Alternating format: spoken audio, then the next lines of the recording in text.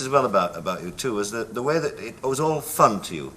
Yes, I think it has to be fun. I really do. I think if you don't enjoy your work, and movies are tough work, they really are. You know, you're up early in the morning, you get home late at night, and you really work awfully hard in them, and you better enjoy it. And I think that it's up to the actors, the people in the picture, to make it joyous. Yes. Because there are a lot of those plovers' eggs around, oh boy, who really love to yell at you, you know? Yes. I always like to get right next to them, and when they yell, Vincent, I say, what? Scare the hell out of them. But I suppose with the reputation that you have, or as in the horror movies and this sort of thing, people will be quite amazed to find out that you had a sense of humour. I suppose they think that all these people who play these sort of heavy parts are sort of really like that in real life. Oh, I think they do. You know, they come up and say, bite my neck, and that kind of thing. I've finally gotten to the point where I do. Well, you know, I mean, some smart-ass lady comes up to you and says, bite my neck, what are you going to do? Well, I'm not going to bite her leg, that's for sure. So, yes, but funny things happen, you know. I mean, they get you all mixed up with the parts you play. I was sitting in an airport the other day, and a lady came up to me and said, you are, aren't you? And I said, oh, well, you know, very modest. And she said, you are Boris Karloff, aren't you? And I said, no, madam, no, I'm not. And she said, oh, come on, you actors, you know, you always pretend you're not somebody. And she said, you are Boris Karloff. I said, no, madam, I'm not. Mr. Karloff is dead. She said, he is? Well, then who the hell are you? And walked away. I never got a chance to tell her I was Christopher Lee. And he didn't bite her neck? No, no.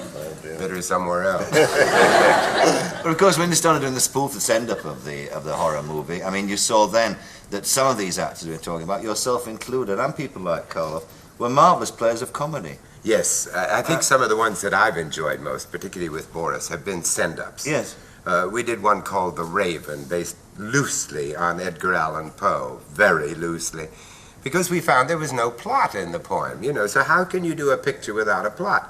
So he and Peter Lorre and I just sent it up right from beginning to end, and we had a marvelous time doing it. Yes. And actually, Dr. Death was kind of a send-up, too, you know, of an old actor who takes revenge, and Dr. Phibes, those films. Dr. Phibes is marvellous. Dr. Death, which is my movie that you co-starred in, I've not actually seen. It was a pretty good movie. Was I on the cutting room floor? No, you weren't. No, you weren't. No, you weren't. You were very definitely there. Very good. Yeah. Very good, too. Looked wonderful. Did you see yourself in it? No, I never saw it. Oh, dear. No. I don't like watching my movies. I sure don't like watching mine, I'll tell you. The other night I read in the paper back home that there was one of them going to be on television, and so I thought, gee, I'd like to see it, you know, it was kind of fun. And I got a drink, and I set it down, it was very late at night. Most of my movies are late at night. And I was watching it, and I thought, oh, gee, this is wonderful. I was very beautiful, young and beautiful. And suddenly I began to realize that everybody in the picture, except myself, was dead.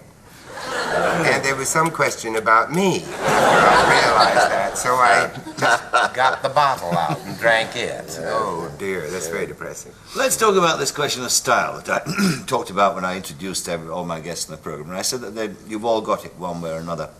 It's a very difficult thing to define, isn't it? Yeah. Do you have a definition for it? Well, I think style is individuality. I mean, he's the perfect example of a style that is his own. It is unique.